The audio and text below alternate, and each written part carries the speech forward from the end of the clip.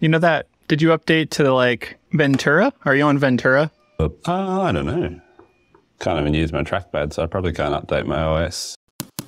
And they changed like the settings app, you know, and like it's all on the side, and I just like cannot learn it. I think that means I'm old. We're old. I can't find a way to move my monitors around anymore. Not liking your quality again for some reason. You've Really? gone real. Well, maybe I'm the same to you. Am I like 240 pixels? No, you're like high fidelity. Like I can see every piece of stubble. It's the only thing in America that works well is this internet connection. What's happened this week? Things to share? The ankle, maybe not quite yet. Okay. So the ankle doesn't feel like much at all. What ankle? I don't need an ankle. No, yeah, look, I'm pretty good. Press the magic button and we'll return to the... No, not that button. It's coffee time. Sure. Hey, we got buttons. I got Check buttons this out, back. though. I'm marking clips. I don't know what the hell that means, but Cool. hopefully that makes it easier to edit. Oh, because we can maybe edit in this. Sick. All right. Maybe. The biggest Maybe. downside Tell that I me see we so can. far is the audio does not look like it has any capability to be edited. So it's just like what it records. So That's maybe all right. you have to like dump back in our upgraded audio. But even then, if it can like edit for us in some fashion, that'd be so great. Well, I'll make sure I mash the mute button, dear listeners, when I'm sucking down my coffee. Yeah, I'm Anyway. back in the office, which feels good. I have some semblance of Australian high-speed internet, which is nothing on yours, and it's good to be here. Welcome back, everybody. It's good. I'm back. It's back I'm in not the whispering back in the on closet. couch, trying to not wake up the children.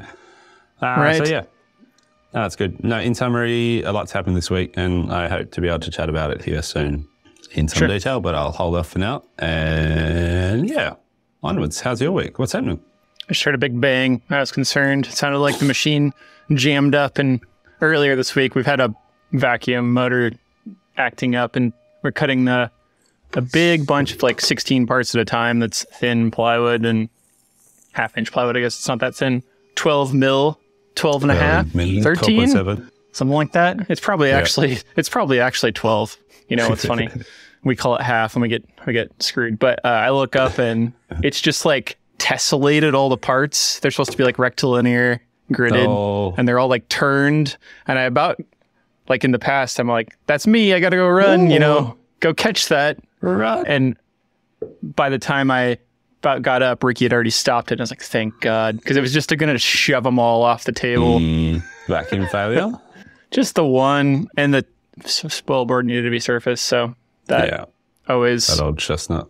it fixed it right away. When you said they'd tessellated, I just imagined your gantry had turned into a wet noodle and was just like slopping around on an angle. We've lost all rigidity. How about, yeah, we don't have much on here. Been busy. I'm busy. Yeah, I haven't had a second to look. What have I been doing? I've been writing emails with the robots. I've been trying to teach the robot to write in my own voice. Which robot? ChatGPT. That hasn't been going very well. It's pretty crap at it. Just turns into a tech bro half the time. I'm like, stop it. I'm constantly, my version is always like, I'm constantly saying, don't write like a corporate idiot. You know, like, I don't want you to say dear, or I hope you're having a great day, or I hope all is well, or whatever it says at the beginning. It's just like ridiculous. Does it write in mine. any type of like language that's normal? Because I know a lot of your parlances are different. I trust. No, you can teach it such parlance. I was just listening this morning before we went on my drive into work, because I can drive. Yay. I'm listening to This Day in AI again, at Australian AI podcast, and they were talking, I haven't tried this, but I want to start doing this. They talk a lot about like basically how programmed these large language models are towards threat and reward. So if it's not behaving in the way you want it to, you can like put this sort of programming control in place where you're like, no, like it's really important that you get this right, otherwise we're all going to lose our jobs or whatever. Like, or like, but then also being like really sort of like rewarding of it, like, oh, what a fantastic job, you did really well today, blah blah blah, and like that sort of behavior can really increase its quality of output. Right. So I need to do more of that because I was trying to sort of teach it. I plugged in some emails and some blogs I'd written and like some text messages. I was like, come on, just start to sort of emulate my pat, what's that word? Pat. Right. Pat. Patter? I don't know. Patter. Just go and put patter. Yeah. Pitter patter. Pitter patter. But it did a terrible job. But yeah, it has getting it to write emails and respond to things has been a good real efficiency boost for me this week. Right. Been good. I'm waiting for like when I can, like I want it inside. I think I said this before. I want this inside of like our Freshdesk so that we can like generate little clips and have stuff pre-generated. No, I mean all the stuff. Like I wish it knew. Like I want every time I open up my email, I want the draft to be pre-written, and I just want to read it. Yeah, nice. That's what I want. I'll pay for that. Like a writing assistant. But that whole threat and reward thing. It's not that I'm threatening, but there are we do like dog sitting at my house, and a lot of dogs. My dog does not work with at all. All she wants is food or a ball. But all the other dogs pretty much that we have come stay, if you just go, oh, good dog, and you like give it all the love, they're just like, oh, I'll do anything for you. And I'm like, why doesn't this work with my dog? I gotta like bribe her. She knows better. I'm just priming yourself, your recruitment. How is that going? Oh, for work? Like hiring, that is? Yeah. Yep. Anything you want to chat about here? Nothing has. I think I got. What is the right phrase? It was all shiny and new, and I was excited and going through all the stuff, and then like did some interviews, and then like the decision process comes down, and we also had like the most material coming in we've had in a year and a half, and like all the ordering and stuff, and I was like, all right, I'll get back to that, and all of a sudden I know it's a week later, and I'm like, oh. Okay, let's get back to hiring, so nothing's really significantly happened. I had a little bit of a spat with LinkedIn about their advertising practices, but what happened there? Well, according to a friend who's also done some advertising with them, when you promote a job to get into it, I guess, just as a forewarning to others, I've done this before. I've promoted a job a couple of years back and it wasn't the same. But now on LinkedIn, if you promote a job, pay for it, which you don't have to do. Obviously, they're going to show it to a lot more people. It's what they want you to do. And I think I put like a budget of like $5 or $10 a day. It was not much. I got, a bunch of, traffic from that. And I was like, all right, great. I think I've got enough to review. I'm going to stop the advertising on LinkedIn. And they would not let me. And they would not tell me why. They just kept saying, you have to have a budget of $5 or more. And so I contacted support and they got back to me within just over a day. And they were pretty callous about it. And they're just like, no, you have to, if you have a promoted job, you can't close, you have to close it to stop your promotion. I was like, why don't you tell me that? Like, there's no language to say you have to close your listing to stop the advertising. It just keeps telling me. So it's probably somewhere between a really gross dark pattern of like intentional, like we'll keep them rolling for a couple days while they contact support and support will be slow. And so it was nasty. So I made a couple posts about it and they did not respond well in the first place. I just thought it was pretty poor all around. So that's the warning. You don't have to pay to promote, but if you do, you have to close the listing. We'll see if they fix it. You heard it here first, people. Right. Yeah, good. Other than that, I'll give them that it did work okay. Like I got people that saw the thing and applied and that worked fine. Cool. It just kind of nasty, like lock you into paying for stuff. Yeah, there is that funny thing. It kind of happens. It's not specifically like that, but the way when you boost a post on Instagram, the way it kind of changes the nature of it a little bit. And it's kind of like the period of time when that boost is running, it sort of limits certain functionality. I kind of know. Right. It makes sense. You're doing something different with it. But yeah. Right. Being able to turn it off is useful. Right. Deleting it. So have you got more interviews upcoming then? I need to dig through a little bit more, see what to do next. I'm really looking forward to the time, like I said before, when I have some assistance and review and consideration, because it just feels Like it's always a gut choice. I'm just repeating myself from last week, but it's just my wife turns into like the second, you know, a management team person, and she's kind of like trying to like pay attention, but she doesn't really care, you know, which I get. But in my pitch in this situation was like, all right, so this new hire should get me out of work on time, hopefully a little bit more. I should get more normal time off. So this is all to your benefit that this person's good, you know, which is a little bit sly. That's true, though. It's true. Yeah. So I'm excited about it, but yeah, cool. Right. Change of topic. The Bamboo just had a big update. The studio is now, I guess, 1.7 maybe, and they like did a firmware update, and which is interesting because they had just also dropped ASA filament, which is like a modified, similar to ABS, but with some different characteristics. One of which they pitch is like it's better for outdoor use, which I'm not really looking to print a bunch of stuff to be outside, but I did want to make a little sign. And so I'm doing that right now, and it works great. And there's a bunch of cool new updates on how you can, there's some pressure sensitive thing now on the filament that I can see, and they updated the UI. So I don't know, it looks fun and new. It's exciting. Cool. All right. Nice. Yeah, our poor Bamboo has been stuck at home, sitting on top of the piano for the last month, not doing much. Need to bring it back. Now that I'm back in the workshop, I'll bring it back in, get it going again. Right. I am really keen, now that I can kind of walk around a bit, I'm really keen to get back in here and do kind of what I attempted to instigate at the start of the year. I feel like I had so much clarity in January of like, right, this year, I'm going to make sure that I get full days in the workshop to myself at least once a month, just to like re-engage with my favorite processes and my, you know, creative brain. And I've done it a few times, but I certainly haven't done it once a month. And it's been, whenever I've done it, it's been such a positive experience. So now that I'm semi-functional and mobile again, I'm going to make a point of getting in here on a Friday when the tools are free and you have that day.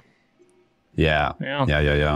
Right. So looking forward to that. Yeah, I mean, that'll be good. I can absolutely relate. I feel like the majority of the time we've been chatting, I've had this jealousy of like how stable and all the tasks are so segmented and not siloed, but assigned to certain people. And you're like, I've got to do my normal, a bunch of tasks still, but like, more straightforward in terms of what you're supposed to be doing.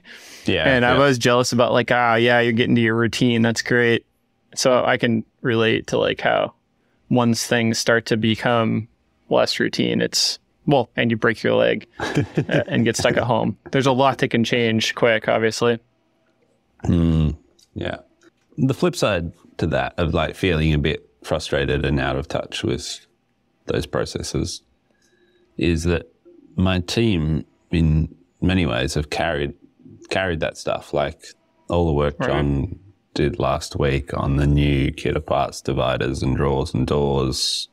You know, he came in, he was the guy that came in on Friday and did like a full day of company R&D. Like it wasn't even part of the royalty program as such. He was just in here making progress on that stuff because he could read the room and he knew it was important to the business that we got that stuff out the door, and it was really successful in having that carrot to then dangle as part of the promotion over the weekend that really helped close out a bunch of kit parts sales at the end of July. Nice.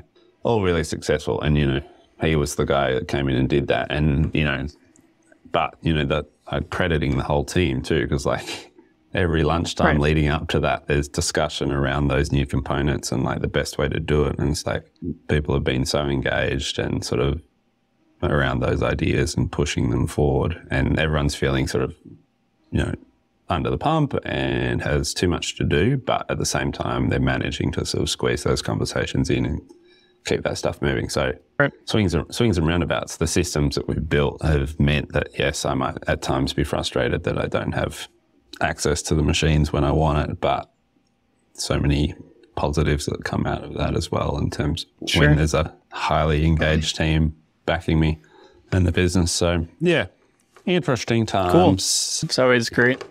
But yeah, those new accessories have been a bit of a game changer to the kit apart system. That new panel divider. So simple, but just unlocks a whole lot of things that we can do with those shelves, Right. which would be cool.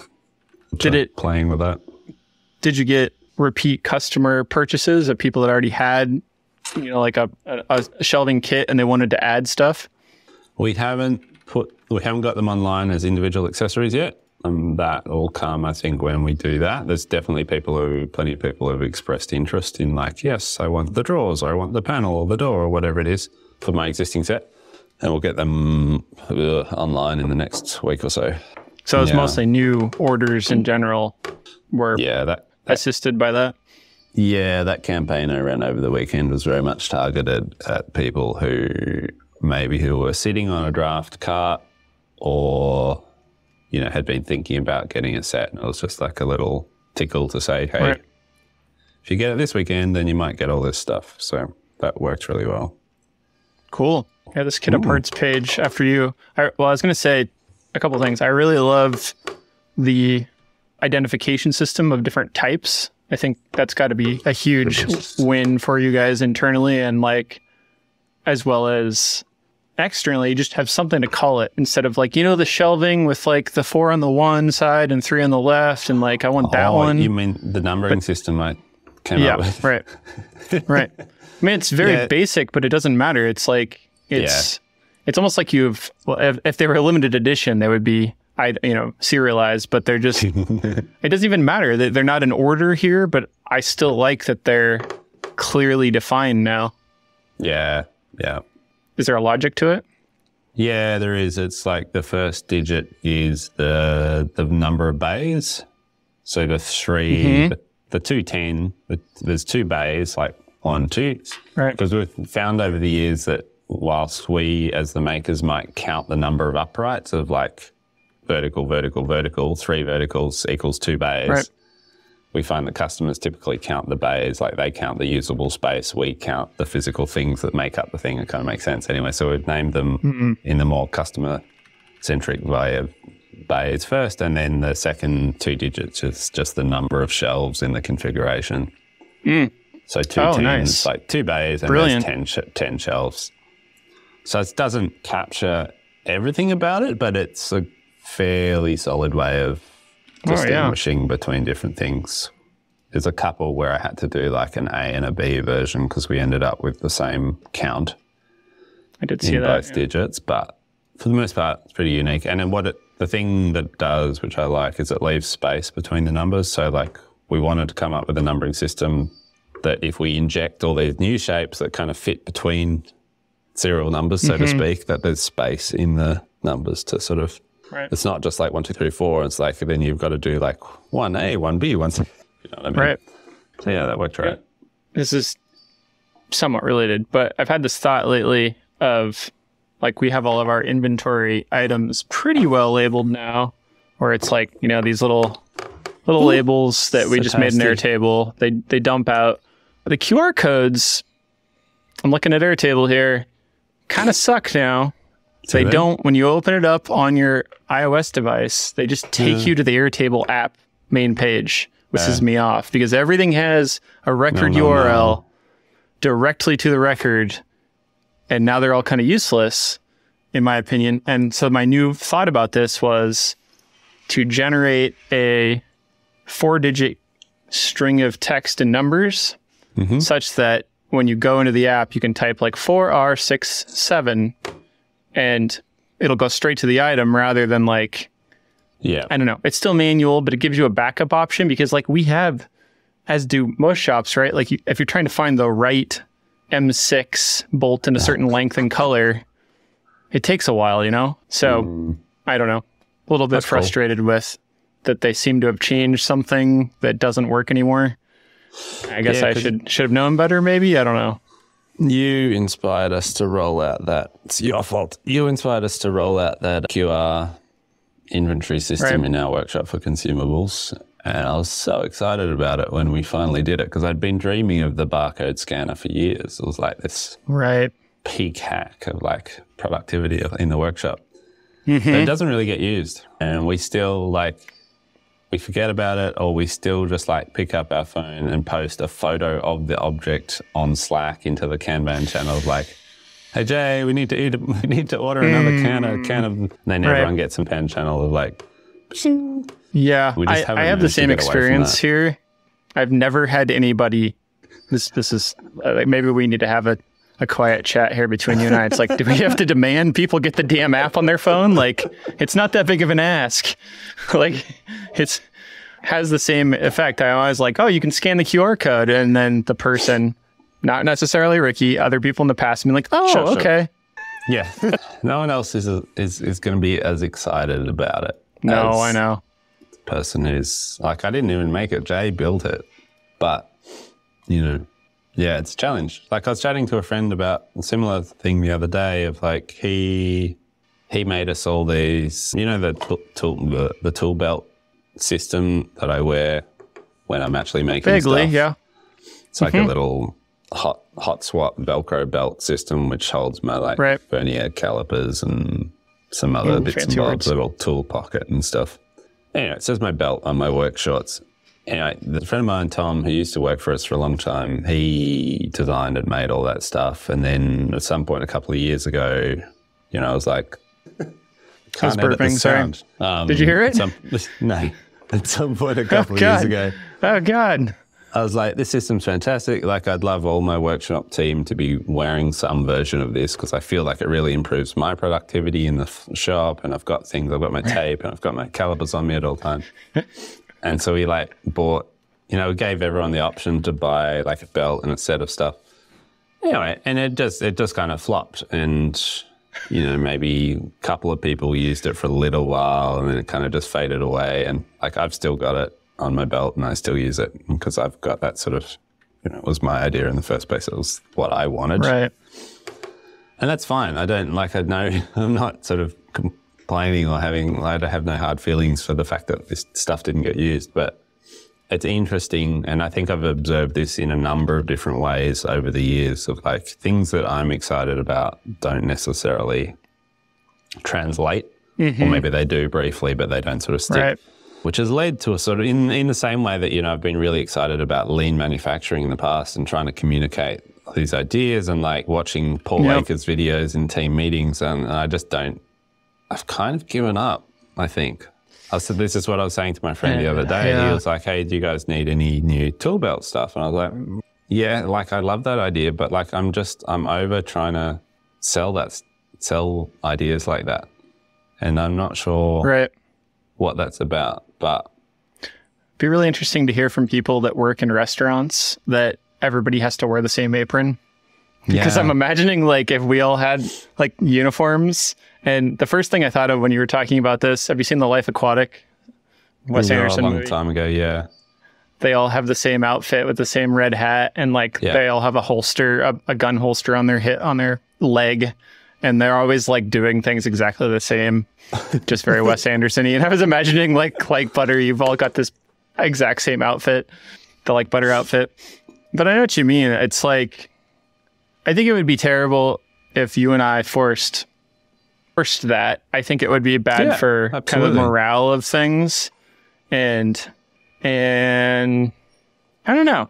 It is disappointing though, especially when you've spent time building a system that's not used, or like, you know, even spending money and then it's not your kids, right? Like you can't force, like in relation of like if you bought something for your kid or your spouse and they don't use it, right? It's a different relationship than people that you work with and employ. So I don't know.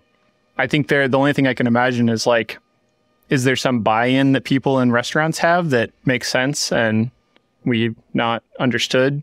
You know, I think there's a lot of good parallel though, but it's also a pretty terrible work environment usually. So exactly. Yeah. And like, I was just thinking about like there's part of me that's always sort of related a workshop to a commercial kitchen. Of like, yes, chef. Wouldn't yes, chef.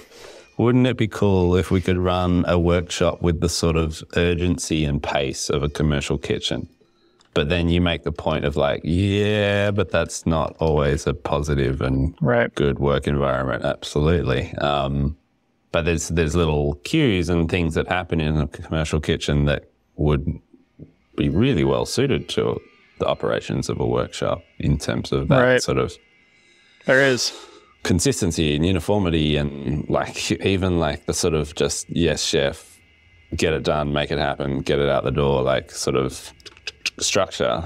I don't know. You know, it's interesting. There's parts that I think the formalization of 5S and lean was really resisted for a long time because it was forced on the throats of everybody at one point in some like corporate fashion.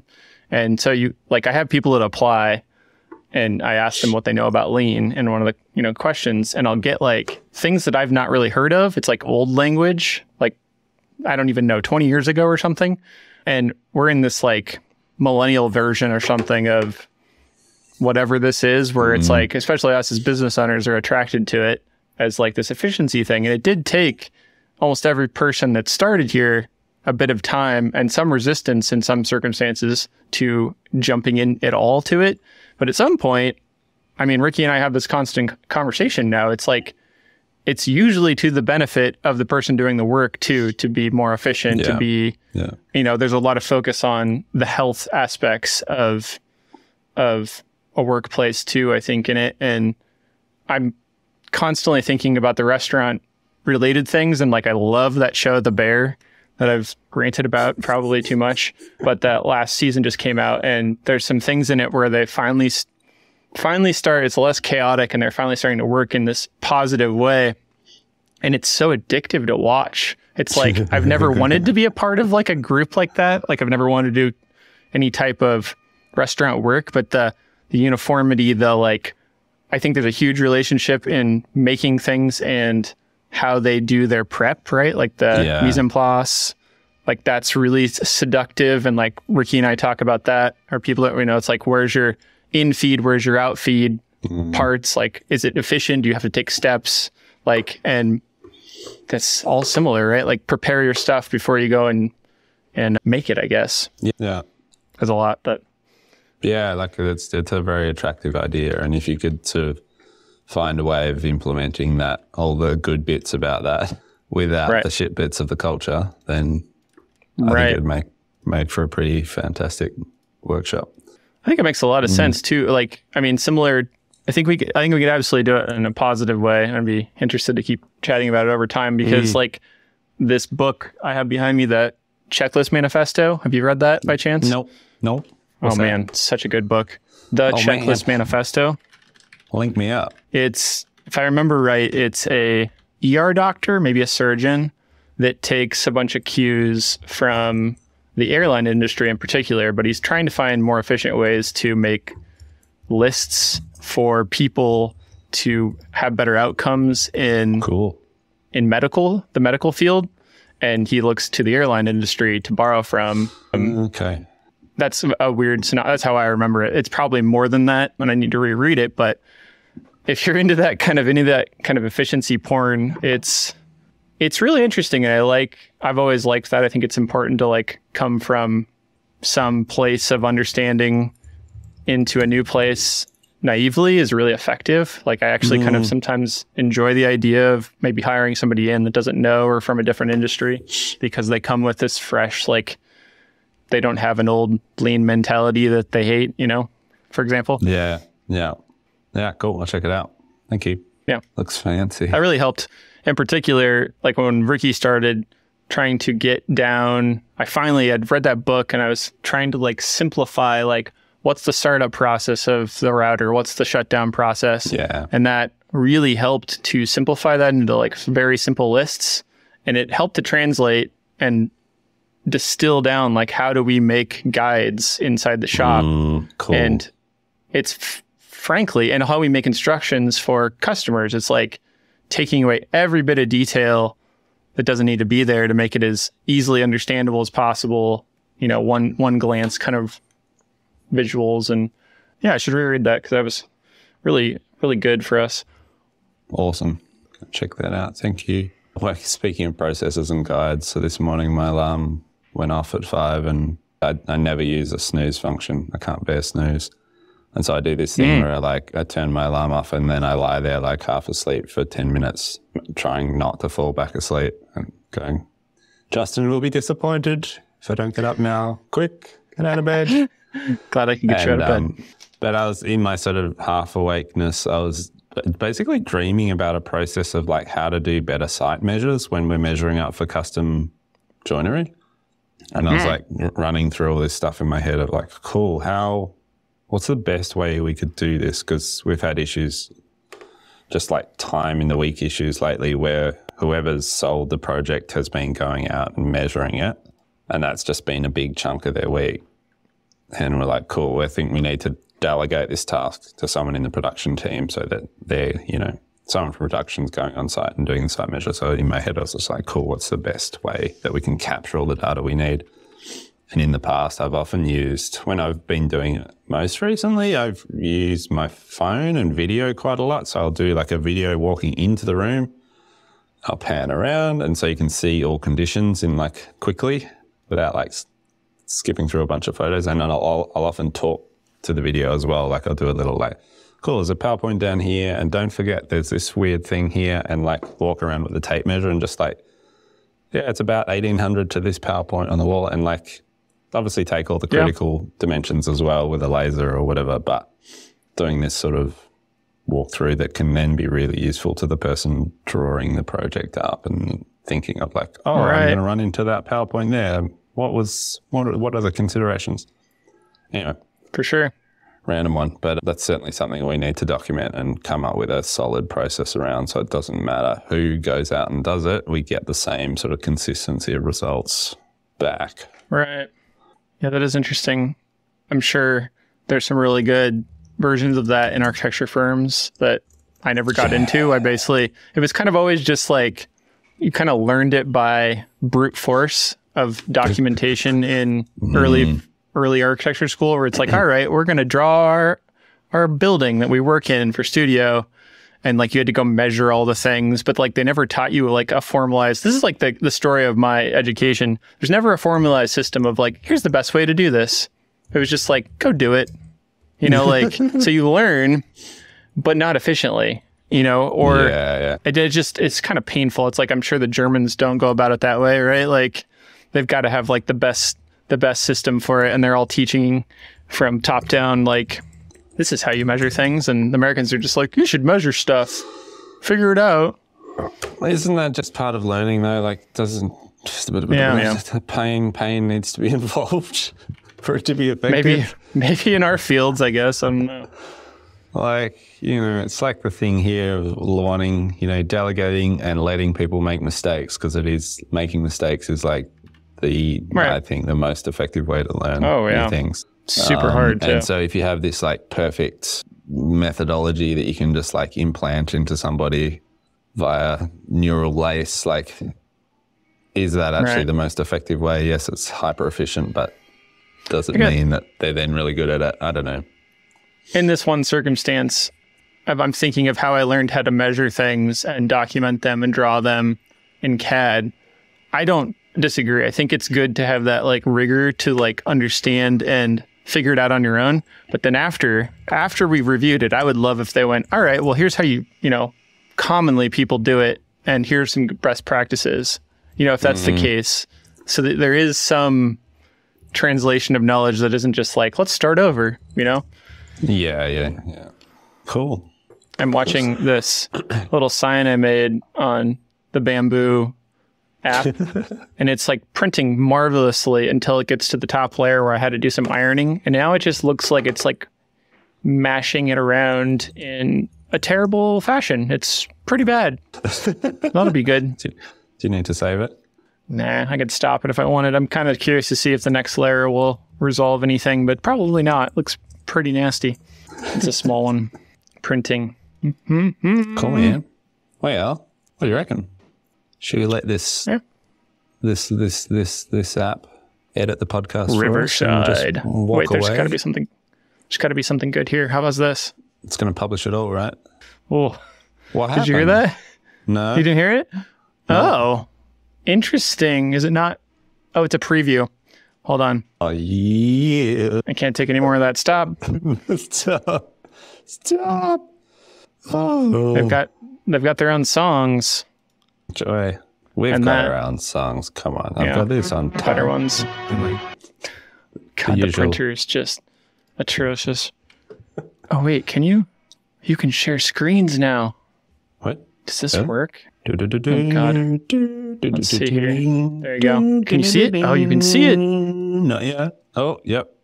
Sick. Right? Doesn't that look great? Spreading that filament around. Spreading that goop. Nice. It's going all right until then. Oh, it also seems to have peeled away. Well, this is my first ASA experience, and it's not stellar. Cool. Guess that's it. I should stop this screen share. Well, I shall see you next week. How do we do this one? Yeah, let's just say goodbye. Goodbye. See you next week. Bye. Push stop, maybe?